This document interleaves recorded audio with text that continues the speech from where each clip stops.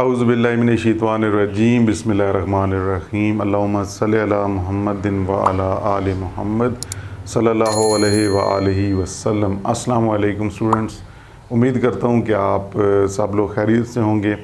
आज की जो वीडियो है ये नेक्स्ट टॉपिक जो कि फंक्शंस से रिलेटेड है। चैप्टर 2 हम पाइथन प्रोग्रामिंग का पढ़ रहे हैं, फर्स्ट ईयर का कंप्यूटर साइंस का। तो आज के लेक्चर के अंदर हम फंक्शंस के बारे में पढ़ेंगे। फंक्शंस क्या होते हैं, किस तरह पाइथन लैंग्वेज के अंदर फंक्शंस का इस्तेमाल किया जाता है। अगर आप चैनल पर फर्स्ट टाइम आए हैं, चैनल को जल्दी से सब्सक्राइब कर लेना है और घंटी के निशान को क्लिक करके ऑल नोटिफिकेशंस को सेलेक्ट कर लें ताकि आपका और मेरा इस तरह रब्ता जुड़ा रहे। तो चलते हैं जी लेक्चर की तरफ। लेक्चर को शुरू करने से पहले सबसे पहले फंक्शंस क्या होते हैं, फंक्शंस क्यों ज़रूरी होते हैं। देखिए, फंक्शंस एक ब्लॉक ऑफ कोड होता है जो कि हम यूज़ करते हैं with in the program for certain task repeated जो हमने परफॉर्म करने होते हैं। मिसाल के तौर पे मैं आपको कहता हूँ कि जी आप एक कैलकुलेटर का प्रोग्राम बनाते हैं जिसमें दो नंबर्स को ऐड करना है। उसके लिए हम एक फंक्शन बनाते हैं, फिर एक और फंक्शन सब्ट्रैक्ट के लिए बनाते हैं, सो ऑन इस तरह करके।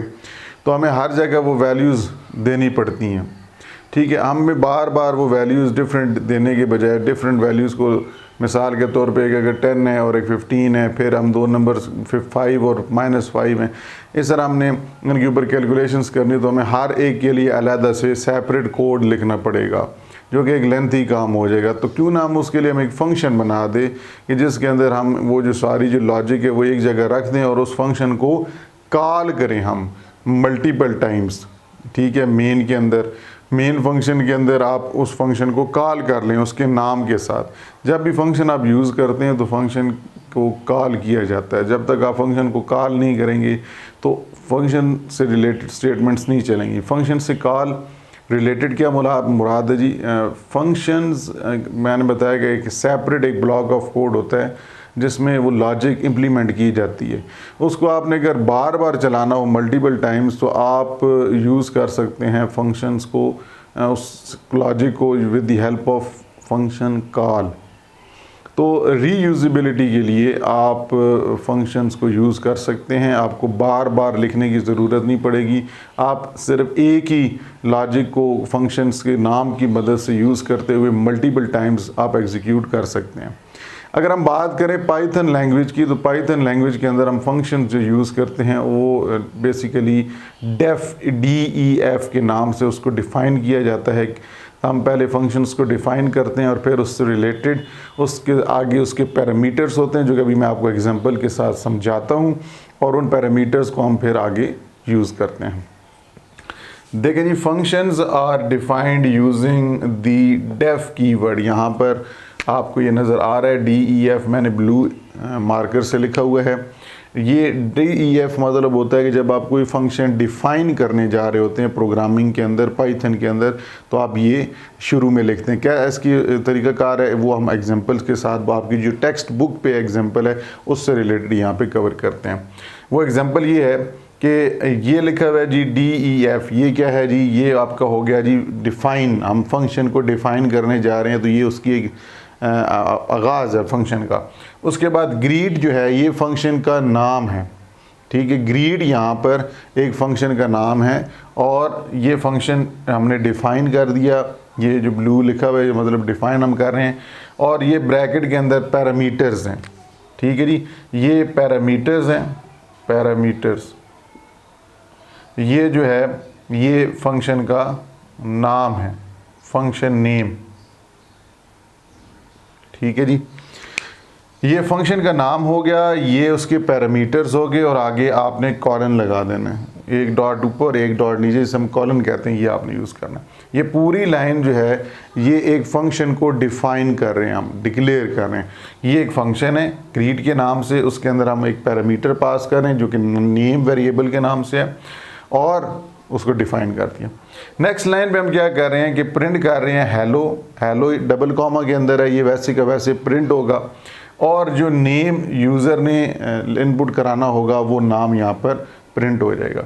ये तो हमने डिफ़ाइन किया है ना। अब ये नेम कहाँ पे इनपुट कराना है, उसके लिए हमने इस लाइन पे फंक्शन कॉल किया है।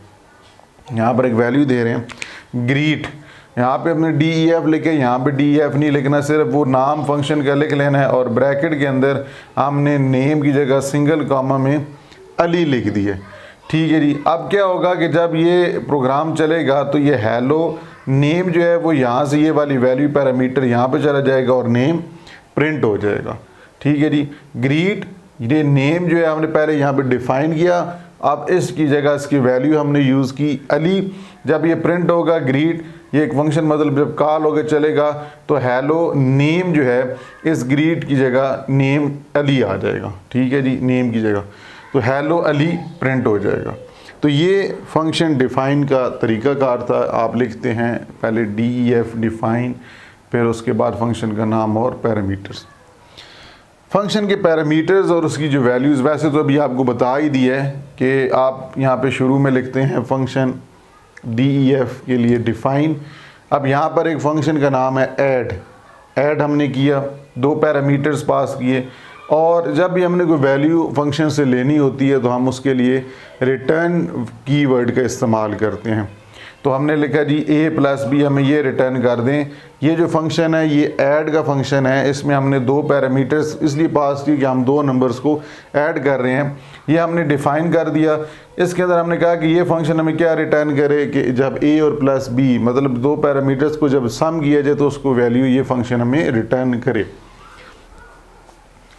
अब बात करते हैं डिफ़ॉल्ट पैरामीटर की। डिफ़ॉल्ट पैरामीटर्स वो होते हैं जो पैरामीटर्स पहले से डिफ़ाइन हुए होते हैं और आप इनपुट अगर ना करें तो वो फिर बाय डिफ़ॉल्ट जो पहले से पैरामीटर्स गिवन होते हैं वही उनको यूज़ किया जा रहा होता है। मिसाल के तौर पे यहाँ पर एक फंक्शन है ग्रीट के नाम से और उसके अंदर हमने उसी वेरिएबल को नेम को यहाँ पर हमने simple name variable parameter pass कराया था। ठीक है। अब यहाँ पर इस पैरामीटर को हम एक वैल्यू असाइन कर रहे हैं जिसका नाम है स्टूडेंट। डबल कामा के अंदर हमने इस पैरामीटर को एक वैल्यू असाइन कर दी। डिफाइन ग्रीट के अंदर name is equal to student. अब जब हमने लिखा जी रिटर्न और आगे लिखा हेलो प्लस जो है ये कंकैटिनेशन कंबाइन करने के लिए आपने अगर स्ट्रिंग्स को कंबाइन करना तो उसके लिए ये आप इस्तेमाल करते हैं।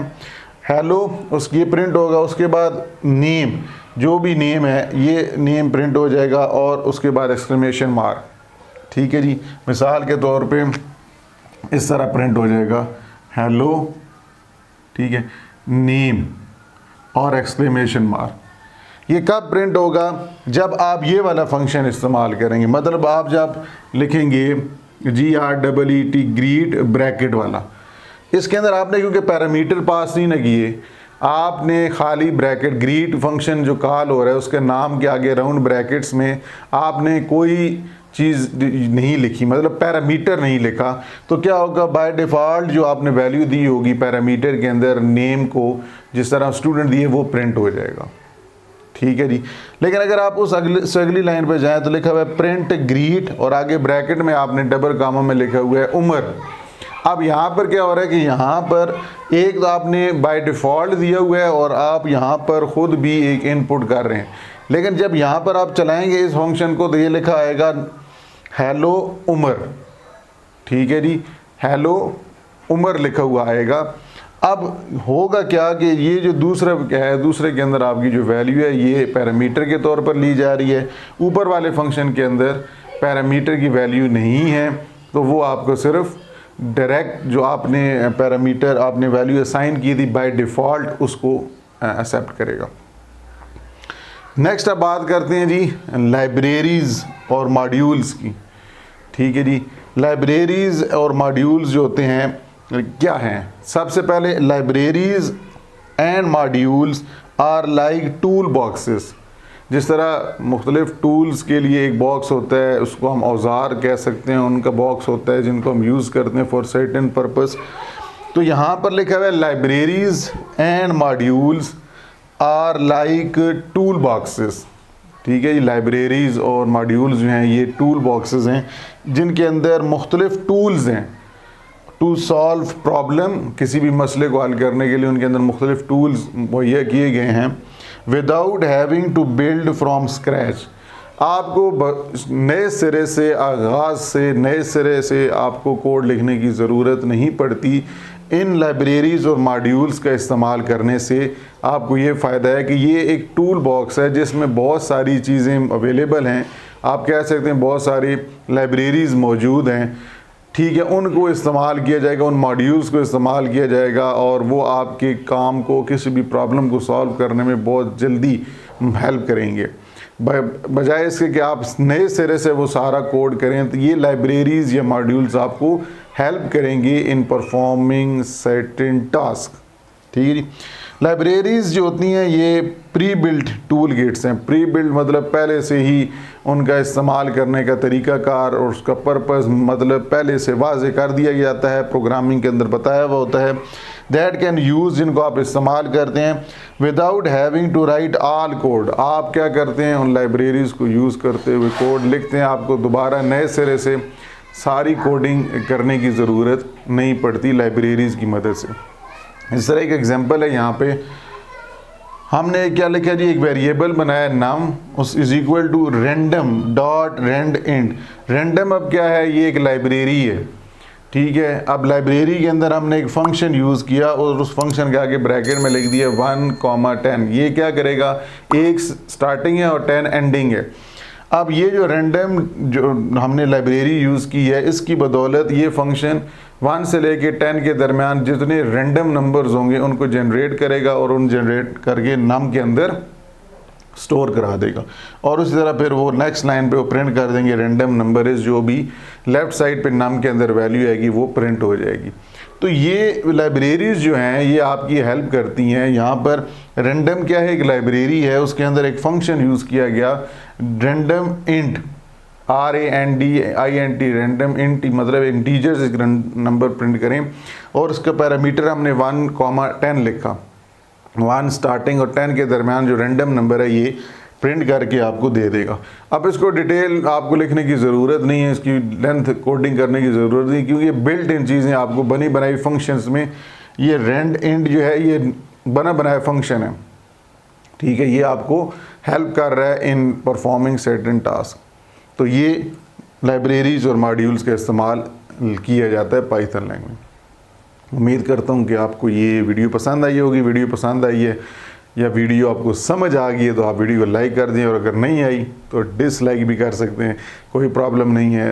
तो इंशाल्लाह नेक्स्ट वीडियो में आपसे मुलाकात होती है नए लेक्चर के साथ। दुआ में याद रखिएगा।